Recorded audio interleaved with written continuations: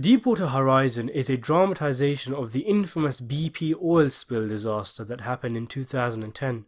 The general operational supervisor of Deepwater Horizon rig is played by Kurt Russell, and the chief electrical engineer, Marky Mark, are severely concerned about safety hazards and a lack of testing done, but the BP executives, one played by John Malkovich, want to push on with the project due to the constant delays which have taken the oil rigging project over budget. The workers' worst fears are realized when, as a direct result of BP's methods, a catastrophic oil blowout and subsequent fiery explosion occurs, killing several on board. The rest of the crew fight for survival to evacuate from the rig and head to safety from the worst oil spill in American history. I enjoy this movie. I think it works as a cautionary tale, an interesting and enlightening documentary about what exactly happened on the rig and how those events came to be about. It's also a terrific thrill ride as a summer blockbuster, with that added emotional weight of knowing what you're seeing is pretty much a true story.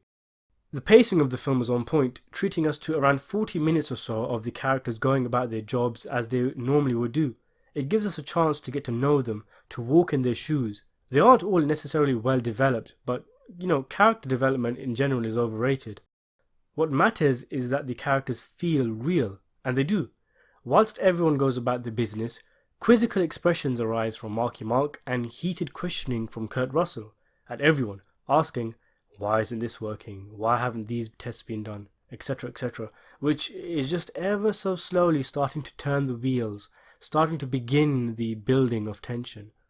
I appreciated the film also for not sacrificing the technical jargon of the oil rigging world and exchanging it with the typical Hollywood dialogue to dumb it down for us morons.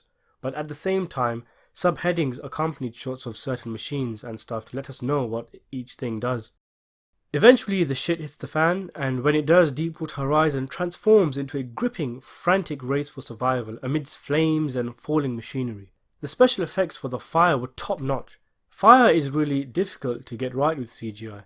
You can usually tell it's fake, but here I was sat and I was watching the movie wondering, is that fire CGI? Is that a green screen? Is it real? I just couldn't tell. It was very good stuff. And the pace of the film was electrifying. It blitzes past from the moment the explosion occurs to the end credits. It's a non-stop adrenaline rush that keeps you on edge. I started watching it on my own, and by the time I was finished, almost the entire family was crowded around the TV. The events depicted are pretty straightforward. As far as disaster movies like Titanic and The Abyss go, there aren't any revolutionary things going on in the story. But that's because, they didn't happen in real life. So it's to the film's strengths that it stuck to the facts.